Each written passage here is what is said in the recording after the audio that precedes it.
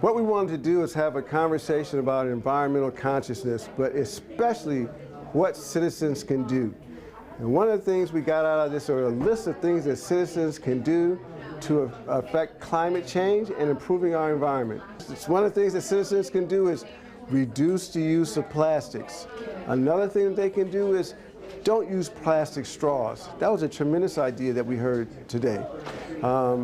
We talked about legislation and the role that people here can play by going to lobby days in Harrisburg, letting the legislature know we need to pass legislation to reduce the impact of climate on our day-to-day lives. How you as individuals can make a difference in terms of clean water and your creeks. So one thing that you can do, and some of our wonderful stream keepers are here, our partner organizations also have citizen water quality monitoring programs. So our citizen water quality monitors are called stream keepers. There's some in the audience, raise your hand.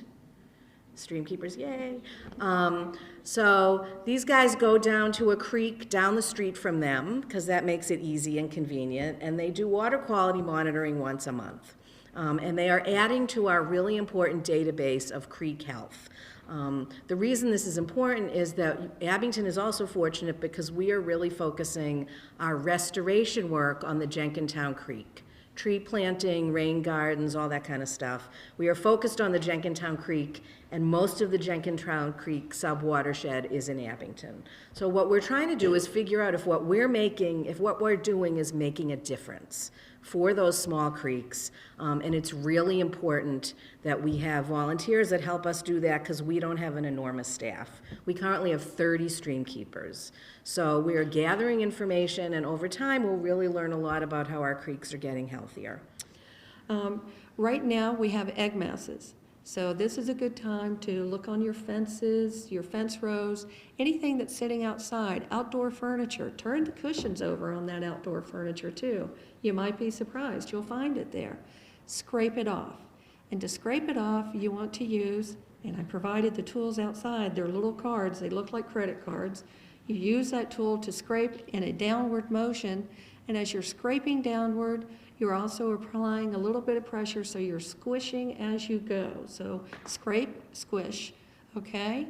And you can put, I know that sounds really gross, but if you've had a very stressful day, it's very therapeutic, okay?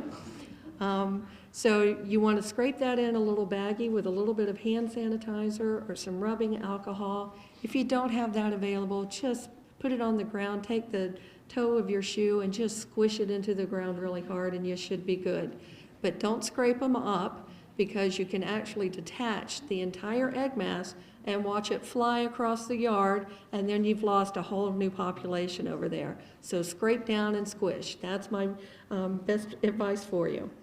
The other question was wheel wells.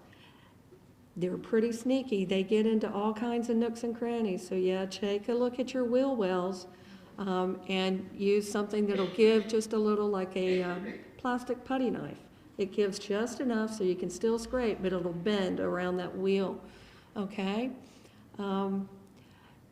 Taking the extra time when they hatch in mid-May, so taking extra time, look where your vehicle's parked. Is it parked under a tree line? They'll drop out of the trees, okay?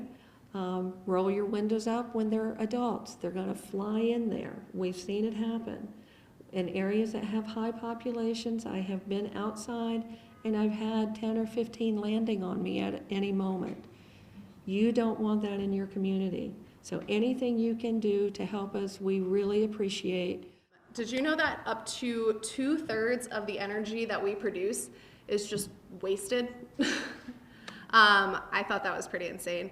But experts project that we can reduce our energy use by 40 to 60% by 2050 by just taking some very simple measures at home, in our businesses, and through improving our appliance efficiency standards. So I wanted to quickly give you all 3 easy actions from our energy efficiency report that you can start implementing today, so we can all start kind of working together to collectively reduce our energy waste. So who here has their phone charger plugged in at home right now and their phone in their pocket? I do. So even if your phone isn't plugged into the charger, your charger is still sucking energy from the outlet. So really easy first step you can all do is as soon as you unplug your phone, unplug the charger from the wall, so you're not wasting that energy. It'll probably also affect your energy bills. So I would definitely recommend, like, if you do nothing else, if you take none of the rest of my advice, just do that. It's super easy. Laptop chargers also, now that I think about it, my laptop charger is plugged in at my office right now, and I wish it wasn't. So the second thing is when you're doing your laundry at home, try washing it in cold water instead of hot water, because about 90% of the energy used by your washing machine is just to heat the water. So by washing it in cold water, just think of how much energy you can save. And then the third action that I encourage you to take is to try carpooling or taking public transit if you can. By leaving your car at home just 2 days a week, you can reduce your emissions by an average of 2 tons per year. So those are just 3 of the many, many actions that we suggest that people take to reduce their carbon footprint.